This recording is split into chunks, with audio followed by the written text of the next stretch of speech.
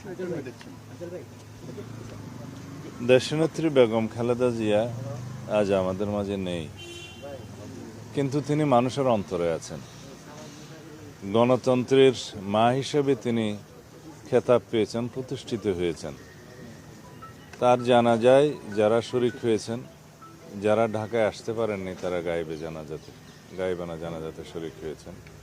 সারা পৃথিবীর মানুষ দেখেছে পৃথিবীর সর্ববৃহৎ জানাজা এটা প্রতিষ্ঠিত হয়েছে। কত মানুষ জানাজায় শরিক হয়েছেন তার কোনো সীমারেখা নাই, পরিসংখ্যান নাই।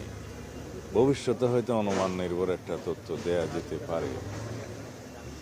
তার কারণ হলো বাংলাদেশের মানুষ শুধু নয়, সারা পৃথিবীর মানুষ জানে, বিশ্বাস করেছে গণতন্ত্রের লড়াই সংগ্রাম করতে করতে একজন সাধারণ গৃহিণী কিভাবে সারা বিশ্বে গণতন্ত্রের রক্ষক হতে পারে, গণতন্ত্রের জন্য দৃষ্টান্ত হতে পারে। গণতন্ত্রের জন্য সংগ্রাম করতে করতে নিজের জীবন, সন্তান, পরিবার সব কিছুই তিনি ত্যাগ করেছেন। বলতে গেলে এই দেশের জন্য, এই দেশের মানুষের জন্য, এই দেশের মাটির জন্য তার যে টান, তার যে ভালোবাসা, তার যে ভক্তি, তার যে দেশপ্রেম, তার কোনো তুলনা নেই। তিনি সব কিছুই হারিয়েছেন, কিন্তু অর্জন করেছেন যেই উচ্চতা, সেই উচ্চতায় পৃথিবীর বুকে খুব একটা বেশি মানুষের নাম লেখা নাই।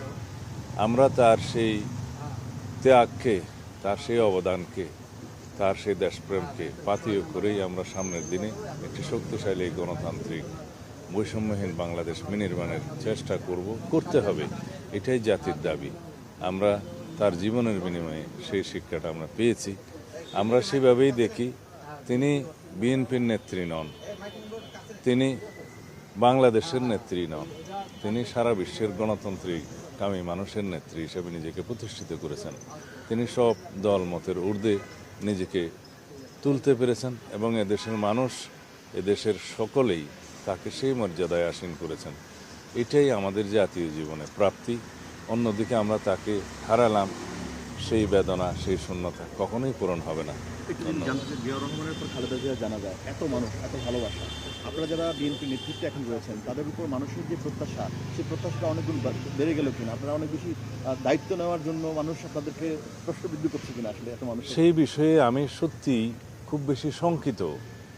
জনমানুষের যে প্রত্যাশা, এদেশের মানুষের যে প্রত্যাশা, আকাঙ্ক্ষা, শহীদের যে আকাঙ্ক্ষা আজকে যেই উচ্চতায় উঠে গিয়েছে, আমরা সত্যিকার অর্থে সেই প্রত্যাশা পূরণ করতে পারবো কিনা সেই বিষয়ে শঙ্কিত। এই কারণেই যে মানুষের আশা এবং প্রত্যাশা আসমান সমান হয়ে গেছে। সেই প্রত্যাশার কতটুকু বাস্তবিক ভিত্তিতে আমরা বাস্তবায়ন করতে পারবো সবাইকে ঐক্যবদ্ধ রেখে, সেই বিষয়টা নিয়ে আমি সত্যিই শঙ্কিত।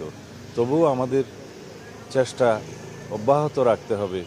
আমরা আমাদের সীমিত সাধ্য, অর্থনৈতিক সাধ্যের মধ্যে আমরা সবাইকে ঐক্যবদ্ধ করে এই জাতিকে এগিয়ে নিয়ে যেতে হবে। এটাই আমাদের দায়িত্ব। কতটুকু পূরণ করতে পারা যাবে যাবে না সেটা ভবিষ্যৎ দেখবে। আচ্ছা, আরেকটা বিষয় হচ্ছে ওনার জানাজা হলো, কুলখানির বিষয়টা কার আনুষ্ঠানিক থাকে, সেগুলো বিষয় নিয়ে আমরা এখনো বসিনি। এগুলো আনুষ্ঠানিকতা, আচার আচরণ যেভাবে করতে হয় আমরা সেভাবে বিবেচনা করব।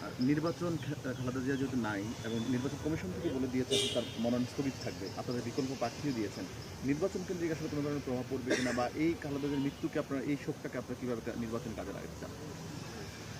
আমরা সত্যিকার অর্থে দেশনেত্রী বেগম খালেদা জিয়ার শোককে শক্তিতে পরিণত করতে চাই, কিন্তু এটা দলীয় ভিত্তিতে নির্বাচনের কাজে আমরা ব্যবহার করার মতো এত সংকীর্ণ আমরা নই। আমরা তার শোককে, শক্তিকে জাতি বিনির্মাণের জন্য ব্যবহার করতে চাই, নির্বাচনের জন্য নয়। তার মনোনয়নের ক্ষেত্রে যেহেতু তিনি ফিজিক্যালি আর নেই, সেজন্য আইনের ভিত্তিতে জেনারেল ক্লজেস অ্যাক্ট অনুসারে তার কোনো লিগ্যাল এন্টিটি নাই। সেই হিসেবে তার মনোনয়ন এমনিতেই বাতিল ঘোষণা করা হবে। যেহেতু আমাদের বিকল্প প্রার্থী সেখানে দেয়া আছে, তাদেরটা বাছাইতে যদি টিকে তাহলে তারাই প্রার্থী হবে, এটাই আইন। নির্বাচন স্থগিত বা পেছানোর না, কোনো আইনি সুযোগ নেই, নির্বাচন পিছনে কোনো আইনি সুযোগ নেই। বাছাইয়ের পরে এবং প্রতীক বরাদ্দের পরে যদি সেটা হতো, সেই ক্ষেত্রে আইনগত জটিলতার কারণে স্থগিত হতো। এখন সেই পরিস্থিতি নাই, যেহেতু বাছাইয়ের আগেই তিনি নেই। তার আইনগত, যেটা বলা হয় লিগ্যাল এন্টিটি, হিসাবে যেহেতু তিনি এক্সিস্ট করেন না, সেই জন্য তার মনোনয়নপত্রটা বাছাইতেই টিকবে না। সেই ক্ষেত্রে বিকল্প যে প্রার্থী দেওয়া হয়েছে তাদেরটা যদি বাছাইতে টিকে তারাই প্রার্থী।